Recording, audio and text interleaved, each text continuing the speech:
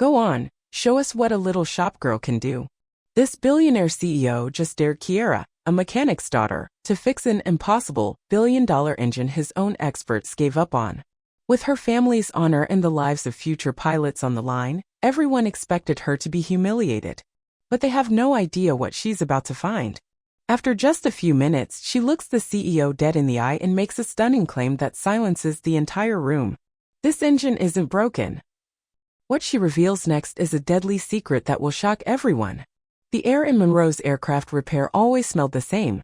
It was a rich, comforting mix of engine grease, hot metal, soldering flux, and the strong, dark coffee that was always brewing in a steam pot in the corner office. For Kiera Monroe, it was the scent of her entire life. At 26, she knew every tool, every rivet, every humming fluorescent light in the cavernous garage. Her father, Darius, a legendary military mechanic now semi-retired, had built this place with his own two hands. He taught her that an engine has a soul, a rhythm, and if you listen closely, it will tell you its secrets. His small shop, tucked away on a dusty road near the airbase, was a respected institution. They handled the specialized subcontract work the big, sterile corporations couldn't be bothered with. It was a place of honor. Today, however, the familiar peace of the shop was gone, replaced by a tense, formal atmosphere. It was a special demonstration day, a PR event. A few local military officials, other small contractors, and a gaggle of men in expensive suits were gathered. They were all listening to the main event. Victor Hale, the CEO of the massive defense firm, Hale Aeronautics. He was slick and handsome in a way that seemed manufactured, with a politician's smile that never quite reached his cold, calculating eyes. He stood beside a massive, gleaming jet engine. It was an experimental prototype for the F-22 Raptor, a billion-dollar marvel of engineering. It was also, according to Hale, hopelessly broken. This engine has a recurring, phantom flaw, Hale announced, his voice echoing slightly in the high-ceilinged garage. He radiated a false modesty that felt more arrogant than outright boasting. Our best engineers, men with PhDs from MIT, backed by millions of dollars in diagnostic equipment, have been stumped. We've logged thousands of hours. It's an impossible problem. He gestured expansively around the humble shop at the worn concrete floors and the pin-ups of old warplanes. We brought it here to Monroe's to show our appreciation for the small businesses that are the true backbone of our military. To show you all the kind of complex, next-generation challenges we face at the highest levels of national defense. His sweeping gaze landed on Kiera. She was standing quietly near the back, observing, her curly hair pulled back in a practical ponytail. Her hands were tucked into the pockets of her worn, oil-stained jeans. He saw her scuffed utility boots, the fitted long-sleeve shirt, and the faint smudge of grease on her cheek sheet mist. A mocking, predatory grin spread across his face. He saw an opportunity. "Look here," he said, his voice dripping with condescension as he pointed directly at her. "Darius, isn't this your daughter? The one who likes to tinker with the old planes." Darius, who had been standing with his arms crossed, his expression neutral, took a half-step forward. His friendly demeanor evaporated. "She's a fully certified master aircraft mechanic, Victor. She's my lead technician." Hale waved a dismissive hand as if swatting away a fly. Of course. A wonderful hobby." He turned back to the crowd. "Tell you what, folks. Let's have a little fun." He looked back at Kiera, his eyes gleaming. "If our multi-billion-dollar R&D department can't fix it, maybe you can find the problem." A few of his executives chuckled. The military men looked uncomfortable. Hale's grin widened. "Go on, young lady," he dared her, his voice loud and clear for everyone to hear. "The floor is yours. Show us all what a little shop girl can do with an impossible engine." The challenge hung in the air, thick and suffocating with ridicule. This wasn't about an engine anymore. It was a public humiliation. It was about his power and her perceived insignificance. It was about her father's legacy, the pride of their family, and the safety of the pilots who would one day fly these planes. Kiera looked at her father. She saw the storm of anger brewing in his eyes, the tightening of his jaw. Then she looked back at the CEO. With a slow, deliberate nod that seemed to silence the entire room, she began to walk toward the engine. Kiera didn't say a word. She moved with a quiet confidence that unsettled the smirking men from Hale Aeronautics. They expected tears or a nervous retreat. Instead, she began a slow, methodical walk around the perimeter of the giant engine. Her eyes weren't just scanning its surface, they were absorbing its essence. Darius watched her, his anger giving way to a familiar sense of awe. He'd seen her do this since she was a little girl with a toy wrench. She wasn't just looking at a machine, she was communing with it. She ran a hand over a cool metal casing, her fingertips feeling for vibrations that shouldn't be there. She leaned in, listening not with her ears, but with her whole body to the faint electronic hum of its dormant systems. "I need a diagnostic tablet," she said, her voice calm and even. One of Hale's junior engineers, a young man barely older than her, handed over a state-of-the-art tablet with a condescending smile. "Be careful with that. It's more expensive than your dad's truck." Kiera ignored him. She plugged the tablet into the engine's primary diagnostic port. Lines of complex code and performance metrics instantly filled the screen. The Hale engineers exchanged bored looks. They'd run the same diagnostic 100 times. Every system read green. Every pressure check was nominal. Every temperature was stable. Safe. Functional. Perfect. But Kiera wasn't looking at the final summary page. She was watching the raw data as it streamed in, a waterfall of numbers. She was sensing the rhythm, the heartbeat of the machine. And she saw it. A tiny flicker, a data packet that arrived a millisecond out of sync in the fuel modulation sequence. It was almost invisible, a digital hiccup that the system was designed to overlook as meaningless static. To Kiera, it was a scream. Her fingers flew across the screen, tracing the line of code that governed the fuel mixture reports. Then she pulled up the engine's physical schematics on a separate screen, her eyes darting between the digital world and the physical one. And there it was. The software anomaly perfectly corresponded with the location of a primary fuel injector line, buried deep inside the engine's core. It was a catastrophic failure waiting to happen. But the software, she realized with a cold knot in her stomach, wasn't just missing it. It was actively hiding it. There was a subroutine, a tiny, elegant piece of code, whose only job was to take the pressure reading from the 9 other injectors, average them, and insert that false, healthy number in place of the reading from the failing one. It was like taping over the check engine light in your car. The problem was still there, getting worse, but the dashboard told you everything was fine. She unplugged the tablet, the silence in the room now heavy with anticipation. She turned to face the crowd, her eyes locking onto Victor Hale. "This engine isn't broken," she said, her voice soft but carrying with absolute certainty. "And it's not an impossible flaw." She took a breath, letting the weight of her next words land like a physical blow. It was programmed to pass safety tests, even with a fatal flaw. The software is deliberately masking a hairline fracture in a primary fuel line. Under the stress of full afterburner, this engine wouldn't just fail. It would explode. The silence that followed was absolute. Every eye in the room, from the military colonels to the cocky engineers, was wide with utter shock. Victor Hale's polished, confident smile finally vanished. His face went ashen, a raw flicker of pure panic in his eyes before he smothered it with a wave of rage. "What?" he snarled, taking an involuntary step toward her. "That's absurd. Who told you that?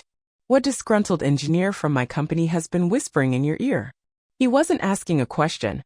He was making an accusation, trying to turn her from a discoverer into a conspirator. "Before we see how Hale tries to spin this, I'm just curious, where are all of you watching from today? And more importantly, has a boss or someone in charge ever said something demeaning to you like that, trying to put you in your place at work? Let us know your story in the comments below." Victor Hale, a master of controlling a room, quickly regained his footing. He forced a hearty, dismissive laugh and turned to the military officials present, spreading his hands in a gesture of shared disbelief. "With all due respect, Colonel Armstrong," he said, addressing the highest-ranking officer, "this is a girl with no security clearance and, let's be frank, no advanced engineering degree from a credible institution. She's making wild, unsubstantiated, and frankly, slanderous claims about a flagship American defense project." He gestured condescendingly at Kiera. "She probably misread a line of code. These systems are incredibly complex, light years beyond what you find in a simple repair garage. It's an understandable mistake for someone at her level." But before the colonel could formulate a response, a quiet, gravelly voice cut through the air from the back of the room. "She's right." Every head turned. It was Frank Miller, a veteran engine specialist who had worked for a rival contractor for 40 years before retiring. He was a legend in the local community, a man whose hands were gnarled from decades of work but whose eyes were still razor-sharp. He refused to tolerate fools or liars. He walked forward slowly, his gaze fixed on the diagnostic tablet Kiera still held. I saw the flicker she's talking about on the live feed, Frank said, his voice raspy but firm, commanding instant respect. The latency in that data packet. It's a classic sign of a software patch, a data echo designed to mask a recurring fault. I saw a company try to pull something similar back in the 90s with the C5 program. It's a deliberate deception. It's dangerous and it's rotten. Hale's face, which had been regaining its confident color, turned a blotchy, furious red. Being publicly contradicted by a respected elder was a blow he hadn't anticipated. He shot Kiera a look of pure venom, a silent promise of retribution. The demonstration was abruptly over. Hale and his team, their faces grim, packed up the engine with hurried, angry movements. They left without another word, the screech of their tires on the asphalt a final impotent show of fury. As the shaken crowd dispersed, Darius put a heavy, trembling hand on his daughter's shoulder. His face was a battlefield of pride and profound worry. You did the right thing, Kiki, he said, his voice low and strained. But you just made an enemy of a very powerful man. This won't end here. Men like Hale, they don't just get mad. They get even. He'll go after the business, our contracts, our reputation. He'll try to ruin us, to make an example out of you. He was right. Within hours, news of the showdown at Monroe's Repair began to ripple through the tight-knit defense community. One of the other contractors in the room, a man with a son in the Air Force, made a phone call. An anonymous tip was filed with the Pentagon Inspector General, citing a critical safety cover-up in the Hale Aeronautics F-22 engine program. The gears of a federal investigation, ponderous and slow, began to turn, their focus narrowing directly onto a small repair shop and a young woman who knew far too much. 2 days later, a pair of black government sedans, understated and intimidating, pulled up in the dusty lot in front of the shop. Out of the lead car stepped a woman in a sharp, practical charcoal suit. This was Agent Dana Cruz, a lead safety inspector from the Pentagon. She was in her 40s, with a no-nonsense haircut and intelligent, observant eyes that missed nothing. She scanned the garage, taking in the old tools, the clean floors, the sense of order. She wasn't here to make friends. She was here to find the truth, no matter how ugly. Kiera Monroe? She asked, her tone flat and official, giving nothing away. Kiera, cleaning a part at her workbench, nodded and wiped her hands on a rag. Darius stood near the main door, his arms crossed, a silent, immovable guardian.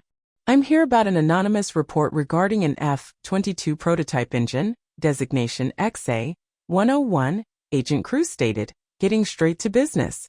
The report alleges that you identified a deliberate software mask for a catastrophic hardware failure.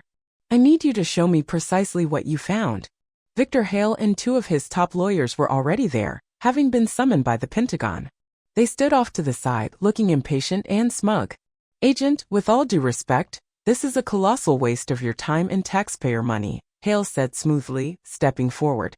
We ran a full internal review the moment this absurd allegation was made. Our logs are pristine. There is no fault. The engine is perfectly safe. Kiera knew what that meant. He had ordered the central server logs to be scrubbed, wiped clean of any incriminating data. But Victor Hale in his arrogance had made a critical, fatal mistake. He had underestimated the girl from the garage. The logs on your corporate server might be clean, Kiera said, her voice steady as she turned to Agent Cruz. But he made the mistake of letting me plug my own tablet directly into his engine.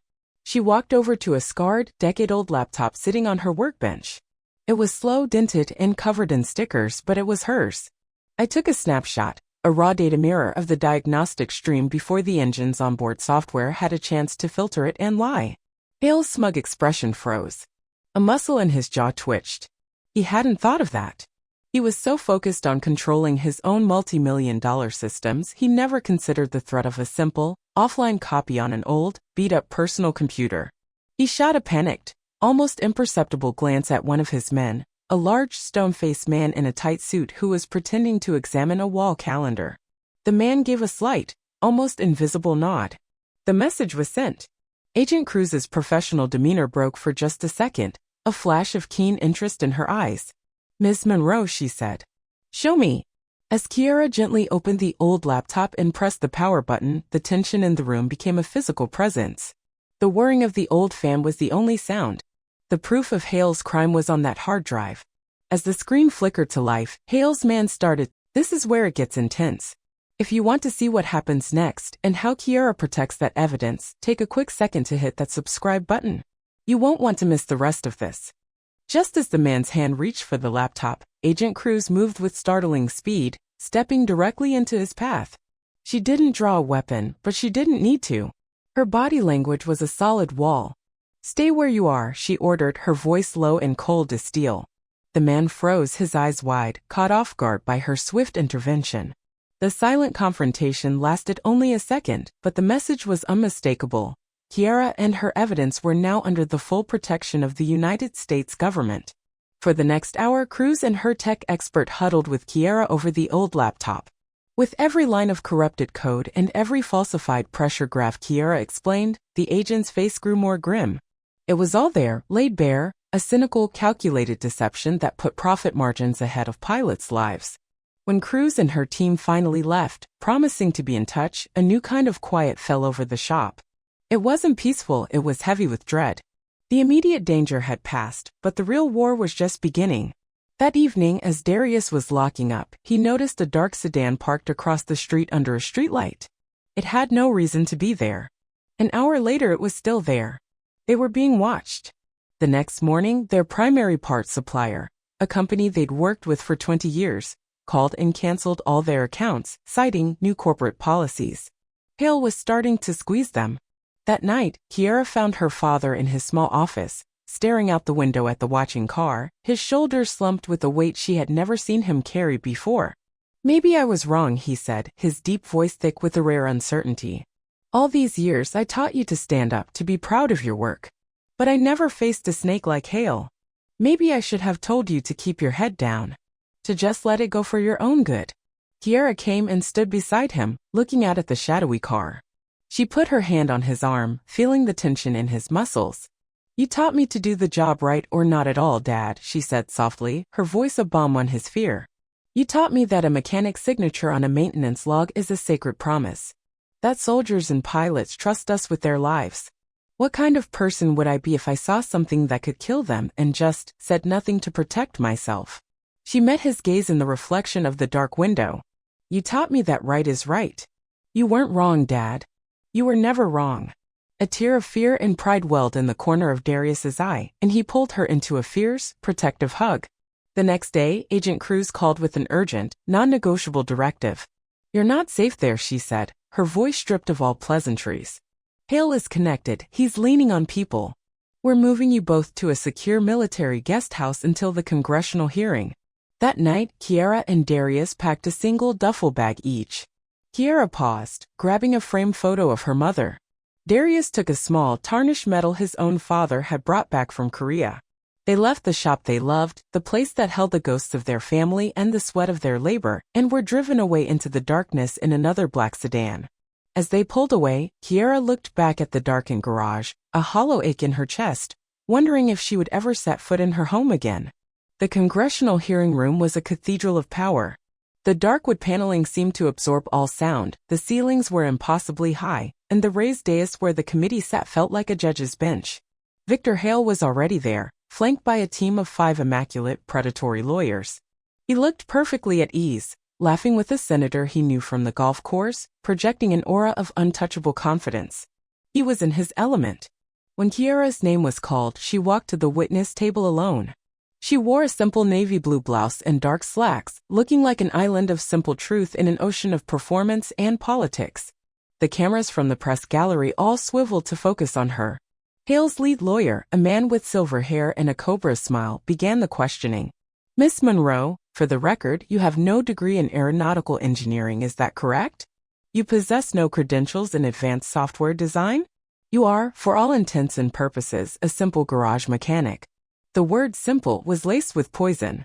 "I am a mechanic, yes," Kiera replied, her voice steady, refusing to take the bait.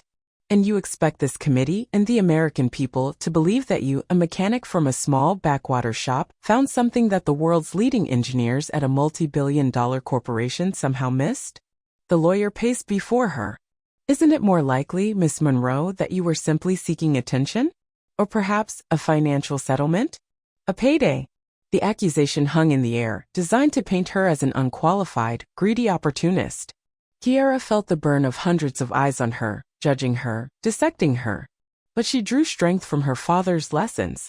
She met the lawyer's gaze and spoke, her voice clear and calm. "I don't need a degree to see what's right in front of me," she said, turning her attention from the lawyer to the committee members. "The data doesn't lie. Mr. Hale's engine does." With Agent Cruz's assistance, Kiera's presentation began. The raw data from her battered old laptop filled the massive screens behind the committee. The room was silent as she used a laser pointer to trace the hidden lines of code, the falsified sensor readings, and the physical schematics of the cracked fuel line. She explained it all in plain, direct language, stripping away the jargon until the deception was stark and undeniable. She made the complex lie beautifully, terrifyingly simple. The committee members leaned forward, their skepticism melting into rapt attention, then quiet horror. When she finished, a man in a decorated Air Force uniform stood up from the audience section. It was General Miller, a retired 4-star officer known for his integrity. "Chairman," he said, his voice booming through the room, "I've been in the service for 40 years. I trust the gut feeling and the skilled eye of a good flight line mechanic over a slick corporate PowerPoint any day of the week. They're the ones with their hands on the metal. They're the ones who keep our kids safe." Then another man, a younger man in civilian clothes but with the unmistakable posture of a pilot, stood up. "My name is Major Tom Callahan. I flew the F-22 for 8 years. We strap into that cockpit and put our absolute faith in the machine. We have to. We trust the people who build it and the people who maintain it." "I look at her," he said, nodding toward Kiera, "and I see someone I can trust." "I look at him," he said, pointing at Hale, "and I don't." One by one, other veterans in the room, men and women, old and young, rose to their feet in silent, powerful support. The tide had not just turned, it had become a tidal wave. The committee was no longer looking at Kiera as a nobody. They were all looking at Victor Hale. The dam of lies and corporate power broke completely. Kiera's clear, irrefutable proof, amplified by the moral weight of the veteran's testimony, was a blow that even Hale's army of lawyers couldn't deflect. The committee chairperson, a formidable woman with a reputation for toughness, slammed her gavel down with a resounding crack. "This committee finds the evidence presented today to be deeply disturbing and credible," she announced, her voice ringing with cold fury. "I am recommending an immediate, top-to-bottom criminal investigation into Hale Aeronautics, and I am ordering the immediate grounding of the entire XA-101 engine program, effective now." Victor Hale's face, which had been a mask of smug confidence, collapsed into a canvas of sheer disbelief and rage. He looked like a king who had just watched his castle crumble to dust before his eyes. As aides escorted him from the room, he was engulfed by a frenzied swarm of reporters. The flashes of cameras were like lightning strikes. Microphones were shoved in his face. "Mr. Hale, did you knowingly endanger the lives of American pilots? Mr. Hale, is it true your stock has plummeted 40% in the last hour? Mr. Hale, will you be resigning?"